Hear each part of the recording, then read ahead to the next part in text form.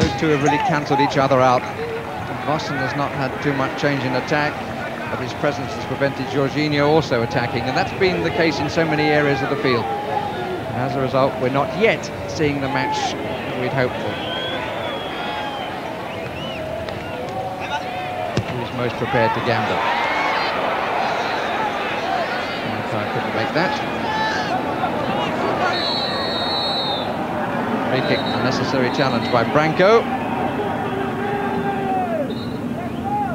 Bergkamp comes to take control. Bergkamp, Rijkaard and Van Vossen. Bergkamp and Rijkaard far post. Van Vossen on the near side. Here he is. Jonk, it was too short, the return ball. Good reaction by Winter. Good pace, quick and short strides. Jonk.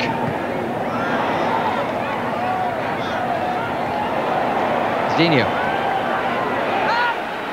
Dutch supporters still hopeful here. The Brazilians haven't got it away yet.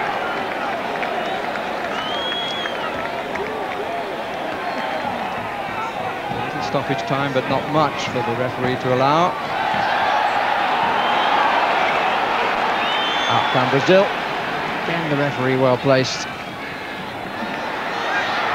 Adair. Nice little drop pass. This is Zinho. Extra touch, now it's on his wrong foot. Romario going at the heart of the defence. And the poke shot in the end, after lovely stuff from Romario. And the man who touched it last was Adair. Well, that was the best flowing move of the first half. Romario does brilliantly here. And Adair, I think being a central defender, wasn't quite reading the little toe poke to the side and was on his heels and then was at full stretch when he tried to. In fact, as you see Zinho come in, he feeds it into Romario, and then it was Adair then who in fact just wasted what was probably the best opening Brazil have created. Ball won by Jorginho. Foul by Dunga.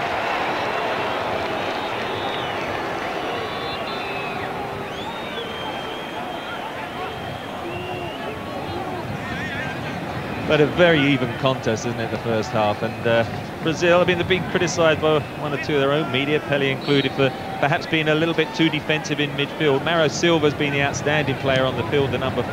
But I must say, Dunga alongside Zinho, those three are more defensive players, and it means Zinho is the only more attacking one. And I wonder if it stays sort of this cautious approach for a quarter of an hour into the second half, whether somebody like Rai might come on.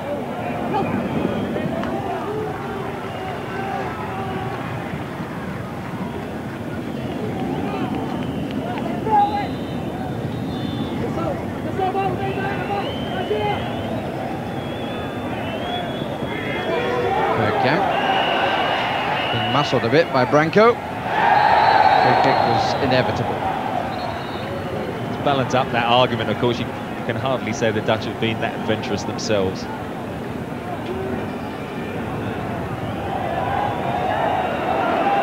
As you can argue, the nearer you get to success, the tighter the matches become. Jonk to take the free kick. Dutch have 5 in the box. The back is Rijkaard. Faluk's underneath it, out by Jorginho.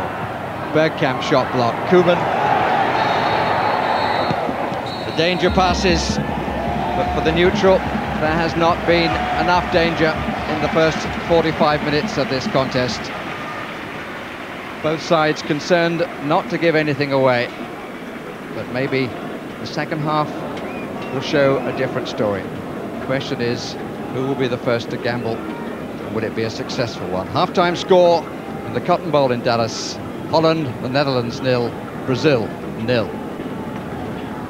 Well, we build it as a potential classic, and it's still a potential classic.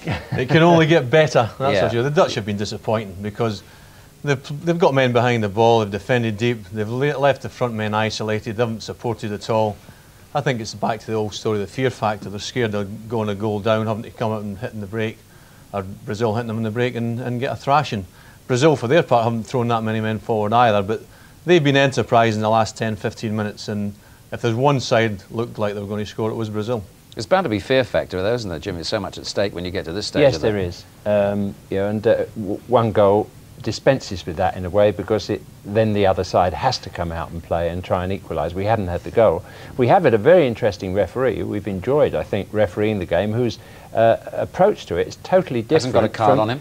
Well, I wonder whether he left him in the dressing room, but he did actually show one at one point there for a rather violent lunge in the air. Yeah. But we'll have a look at that in a moment. Really. But let's look at some of the chances. And I mean, the best one for Holland was our man Bergkamp. Yeah, it come from a set play, free kick. Great ball and difficult to defend against. Bergkamp gets between two defenders, and I think he's a bit unlucky for him. It just comes at a bad angle, and he puts over the top. Maybe he should have done better. Just looking how many Brazilians were there were 7 really between the goal and the original ball, but he still manages to get up. I mean, that's very poor defending, Alan. You would hate to be responsible for that. Yeah, he got between the two of them. Ooh. Maybe just a little nudge in him there as he was going to head it. Terry Venables mentioned Mauro da Silva for Brazil. He thought he was outstanding. You think so too? He's involved in this. I thought he's been terrific in the first half. It's actually a great passing move, and it's give, go, get it back. It's into feet.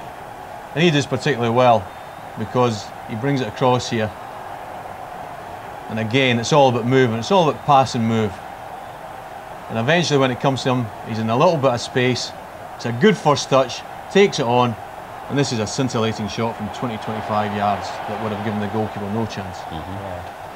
The part I find interesting in this, there's just the final shot, but there were 4 Dutch players that they beat by the first interpassing, and there were still 5 left to go through at the moment that he had that shot. But that was the one occasion that they had men forward, and when you're passing and moving and you're getting rid of Dutch defenders, then the space, you create the space, you open up, and it did open up there, and he had a bit of time and space on the edge of the box, and that's what's really been missing in the game. Plays in Spain, doesn't he? La Coruña. Now, Marcio Santos had a chance. Let's have a look at this one. Great ball in again. Yeah.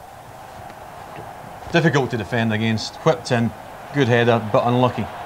Just gone past the post. Defender was in the right place, mind you. Yeah, more defenders than attackers, but as Alan says, he did extremely well to get his head in there against tight marking, and not far. You know, the difference between going in and out, fractional.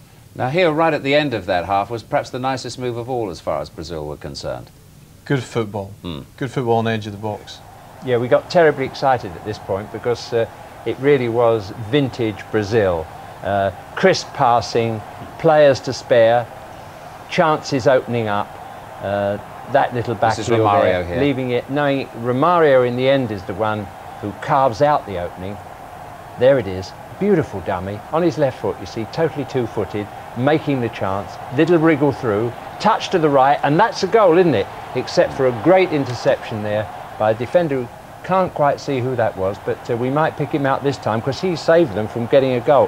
That tackle. Good challenge, good late challenge because he's clear through. But that stage, the chance came to Aldair, who's the central defender. Central defenders have a nosebleed in that position, don't they? That's what we were hoping me included. Yeah. That's what we've been sitting here and sitting at home waiting to see Brazil like that. Sort of stuff. Yeah, really, really. You were talking about okay. referees just now. We had a referee the other night who couldn't stop sending people off and offering cars and all the rest of it. Tonight we've got one who's rather more lenient. Absolutely extraordinary, quite honestly. But he's a better referee. I mean, I think he's controlling the game rather well, don't you? Yeah, but I do. I mean, I like his fashion of refereeing. I mean, I'm sure we all do. But it's a different standard of refereeing. It's against giving fluttering yellow cards all over the place. Here's an incident when he might have...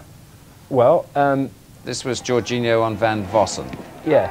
Now, you see, throughout the competition, never mind the diving, I mean, if he wanted to go up in the air, he may not have gone up quite as high as he did there.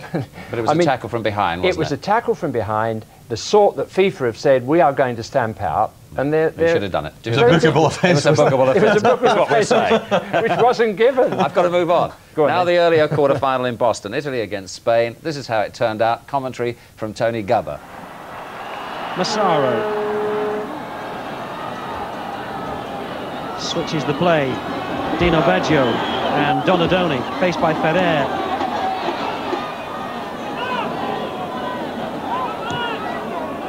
Dino Baggio might think about a shot.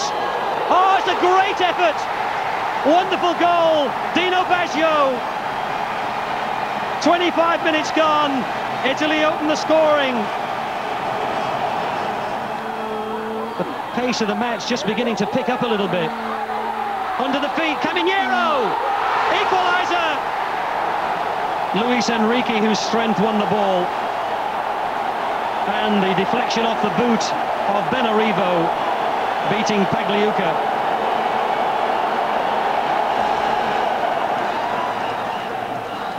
Spain patient and methodical in the build-up. And now over the top of Salinas. Flag stayed down, it would have counted. Here's Caminero. Play waved on again. Salinas should have scored. And Spain might have lost their chance to get into the semi-finals. Here's Berti. Signori to Roberto Baggio, he'll get there. Baggio, still Baggio, he's gone wide. Baggio produces the magic. Italy lead 2-1, and there are less than 3 minutes to play. Signori knew exactly where he was. Baggio just kept himself onside, and in a similar position to the one from which Salinas failed to score at the other end. Roberto Baggio beat the defender at the post. So it's Italy to play Germany or Bulgaria in the semi-final. Baggio does it again. Now, there was an incident in that game which might have changed the course of it, Alan. Incredible it was. Yeah. It was right at the very end, and it was Tassotti and Luis Enrique, yeah. And we've got them highlighted here. Now, Tassotti is maybe 8 yards goal side of Luis Enrique, but Luis Enrique tries to get past him to get into the space at the back post. He makes a burst for the space. Tassotti doesn't let him pass, and you can clearly see he elbows him there. And it was crazy because if you look at the clock, 48 minutes and 6 seconds. We'll see it from this angle. Look at the top of the picture. The elbow comes up and whacks in the nose. Now we're talking sending off. Penalty we're kick. talking penalty. And we're talking broken nose, by the way. The Spanish player got a broken nose at the end of that's been confirmed. Jim? Yes, he didn't pick that up through falling on the grass. And so the extraordinary thing is, when you talk about justice, that Tassotti will be playing in the semi-final.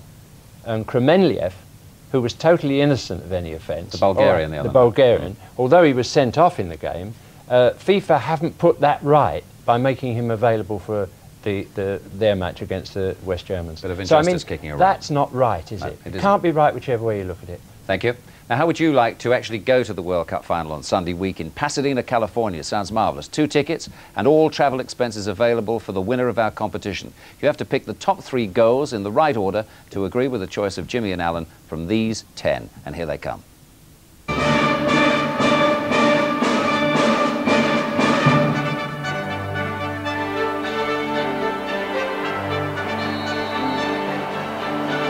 Wijnaldum. Oh, it's in! America have equalised. It's Eric Wijnaldum for the States.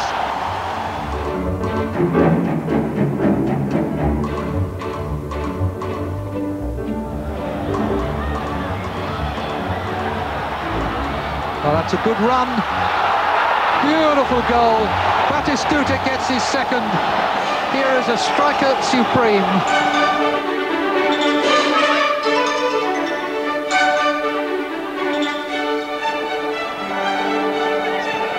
Klinsmann does well. Hassler has room. Riedler, far post. Klinsmann thinks about coming across. Here he is. Turns. Oh!